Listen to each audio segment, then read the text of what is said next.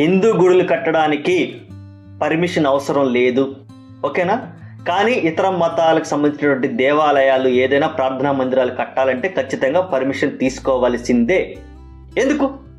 ఎందుకంటే ఇది హిందూ దేశం కాబట్టి. ఇతర దేశాలలో కూడా హిందూ దేవాలయాలు కట్టారు. ఎలా కట్టారు? అక్కడ ప్రాపర్గా ప్రోటోకాల్ పాటించి అక్కడ పర్మిషన్స్ తీసుకొని కట్టారు. మరి ఇక్కడ మాత్రం మీరు ఏ పర్మిషన్స్ లేకుండా ఇష్టం వచ్చినట్టుగా ప్రార్థనా మందిరాలు ఇష్టం వచ్చినట్టు మీ పనులు చేస్తూ ఉంటే మేము కళ్ళు మూసుకొని కామ్గా ఉండాలి, అన్నీ మూసుకొని కామ్గా ఉండాలనుకుంటావా? నువ్వు మాత్రం ఏమైనా చేయొచ్చు, మేము మాత్రం అన్నీ మూసుకొని కట్టేసుకొని కూర్చోవాలా? అయిపోయినాయి ఆ రోజులు. ఆ జమానా పోయింది, ఇది కొత్త జమానా వచ్చింది. ఇక నుంచి ఒక్కొక్కడికి ఉంటది. ఏ జాతి? మన జాతికి పేరేమి? భారత జాతి. భారత జాతి. నిన్న మొన్న వచ్చి ఎవరు పెట్టారండి పేరు నువ్వు హిందూ అని మన తిట్టడానికి?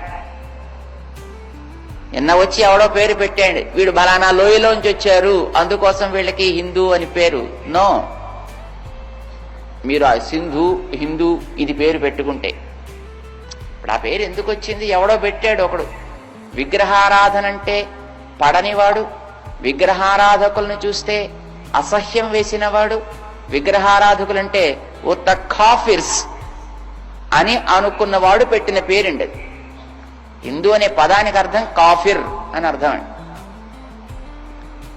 కాఫిర్ అంటే దౌర్భాగ్యుడు అని అర్థం. మీరంతా అదే జాతి వాళ్ళు కాబోలు.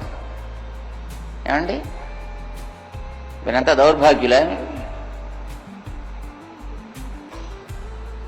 I don't think so.